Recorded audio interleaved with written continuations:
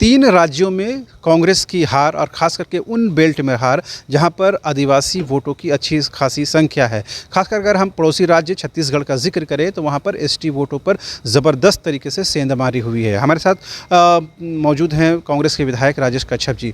दादा, ये क्या एक गहन चिंतन का विषय जेएमएम के लिए, आपके लिए है कि आदिवासी वोटों पर सीधे सीधे सेंधमारी बीजेपी को हुई है? झारखंड में क्या इससे खतरा है आप लोगों को? नहीं, झारखंड की परिस्थितियाँ अलग हैं निश्चित तौर से, लेकिन 2 चीज़ इसमें मैं कहना चाहूँगा। देखिए, आदरणीय प्रधानमंत्री जी का एक कार्यक्रम हुआ यहाँ पे, जनजातीय गौरव दिवस।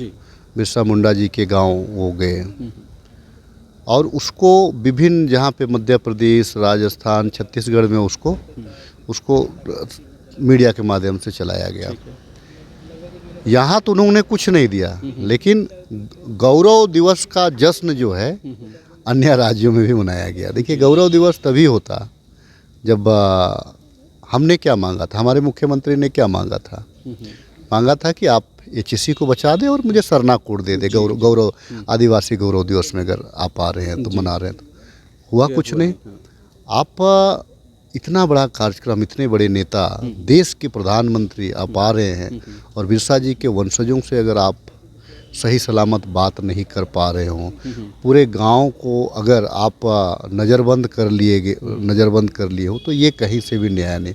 मतलब आप चाह रहे हैं कि भाई सुना सुनाई बात, कोई बोल दे रटा रटाई बात, आप उसको सुनना चाह रहे थे।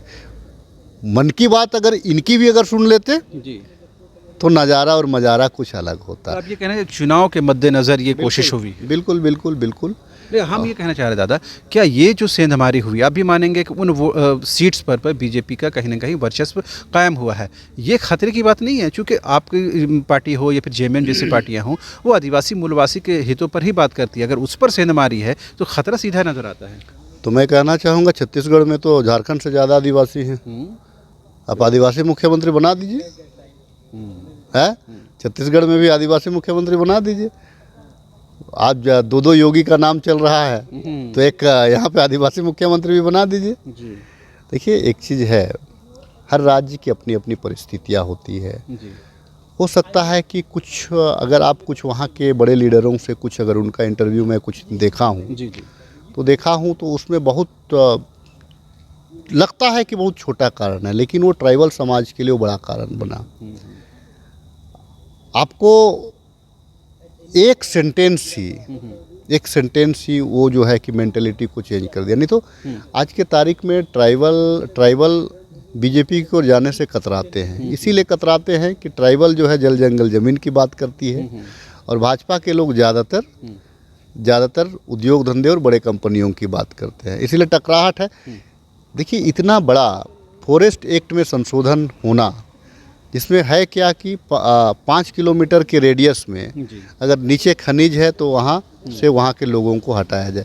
तो कौन सा ऐसा आदिवासी गांव है जो जंगल के किनारे नहीं है? तो चूंकि देखिए, बहुत सारे फैक्टर हैं, लेकिन इन फैक्टरों को, ट्राइबल चेहरा को कांग्रेस को उतारना चाहिए था, जो विभिन्न राज्यों का, जैसे हम वहीं पर आ रहे थे। तो क्या वाकई में रणनीतिक तौर पर कांग्रेस से गलती हुई है? हेमंत सोरेन सरीखे आदिवासी नेताओं का इस्तेमाल नहीं होना, ये क्या लगता है मेजर एक गलती हुई है? देखिए, माननीय मुख्यमंत्री हेमंत सोरेन जी का चेहरा बड़ा है निश्चित तौर से। जब बंगाल का चुनाव हो रहा था तो आदिवासी बेल्ट में इनकी काफ़ी लोकप्रियता रही, इनके बातों को सुनने के लिए बहुत सारा भीड़ जमा हुआ। तो निश्चित तौर से छत्तीसगढ़ भी हमारा पड़ोसी राज्य है। आप अगर देखेंगे तो वहाँ का बोली भी है सादरी है, वहाँ का बोली है कुड़ुक है, वहाँ का बोली है खड़िया है, जो झारखंड प्रदेश में।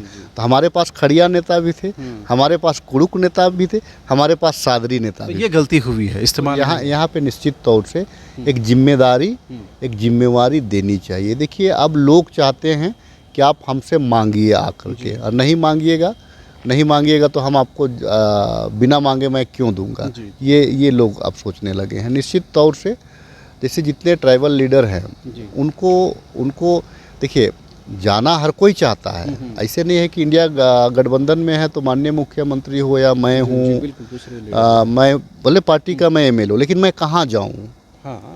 मैं मतलब कहाँ पे भ्रमण करूँ, अलग राज्य है, हाँ। पता नहीं मैं जाऊँ और कुछ हो जाए तो फिर एक क्वेश्चन हो जाए कि भाई आप यहाँ पे क्यों आए, आपको तो बुलाया नहीं गया था। तो खुद से तो ये नहीं हो सकता तो जब तक बुलाया नहीं। तो हम लोग भी चाह रहे थे कि हम लोगों को भी एक आध जिला में 2-4 अपने खुद कार्यक्रम करते, जैसे हम लोगों ने किया था बेरमो में, हाँ उसका असर हुआ। उसका असर हुआ। हम लोगों ने किया था मांडर में, उसका असर हुआ।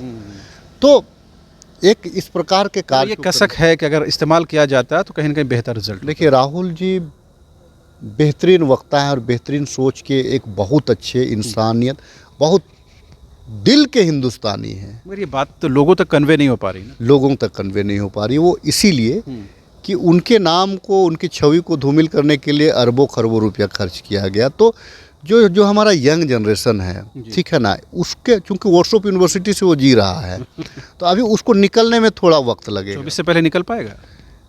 कुछ लोग निकल जाएंगे, कुछ इससे लोग से तो आपका हल नहीं है। नहीं, कुछ सही हल है, हल है। कुछ सही हल है। अगर आप वोट परसेंटेज देखेंगे, हाँ। वोट परसेंटेज देखेंगे तो कांग्रेस का वोट परसेंटेज बीजेपी से ज़्यादा है। अच्छा दादा, फिर वापस झारखंड में ही आते हैं।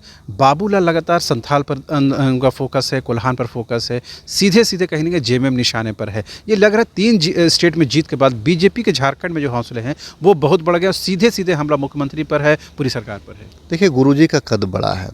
गुरुजी को झारखंड आंदोलनकारी कहा जाता है।